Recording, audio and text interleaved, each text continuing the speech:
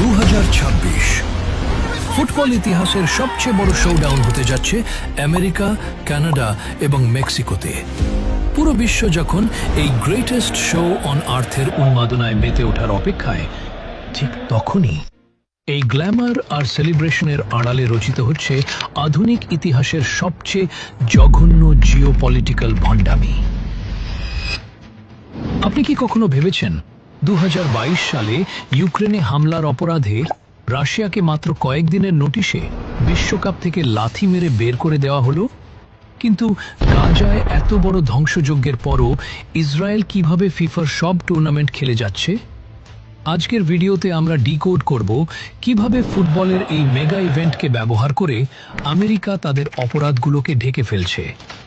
জিওপলিটিক্সে sports washing বা soft পাওয়ারের এই ভয়ঙ্কর গেম কিভাবে কাজ করে, এবং 2026 বিশ্বকাপের আড়ালে পশ্চিমা বিশ্বের আসল ভণ্ডামির মুখোশ কতটা ভয়ঙ্কর। মূল আলোচনায় যাওয়ার আগে একটি ছোট্ট অনুরোধ।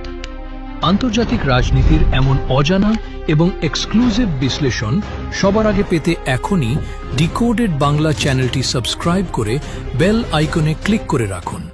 চলুন শুরু করা যাক আজকের ডিকোড। ফুটবলের সাথে রাজনীতির এই মাখামাখি বুঝতে হলে আমাদের একটি টার্ম বা শব্দ বুঝতে হবে, আর তা হলো স্পোর্টস ওয়াশিং। সহজ কথায় স্পোর্টস ওয়াশিং মানে হলো খেলাধুলাকে ব্যবহার করে নিজেদের দেশের গ্লোবাল ইমেজ বা ভাবমূর্তিকে পরিষ্কার করা। যখন কোনো পরাশক্তি দেশের ভেতরে বা বাইরে মানবাধিকার লঙ্ঘন করে, যুদ্ধ লাগায় বা চরম কোনো অপরাধ করে, তখন তারা বিশ্বের মনোযোগ অন্যদিকে সরানোর জন্য স্পোর্টসের মতো মেগা ইভেন্টকে হাতিয়ার হিসেবে ব্যবহার করে। ইতিহাস ঘাঁটলে দেখবেন 1934 সালে হিটলার অলিম্পিক গেমস আয়োজন করেছিল তার নাৎসি জার্মানির সফট পাওয়ার দেখানোর জন্য।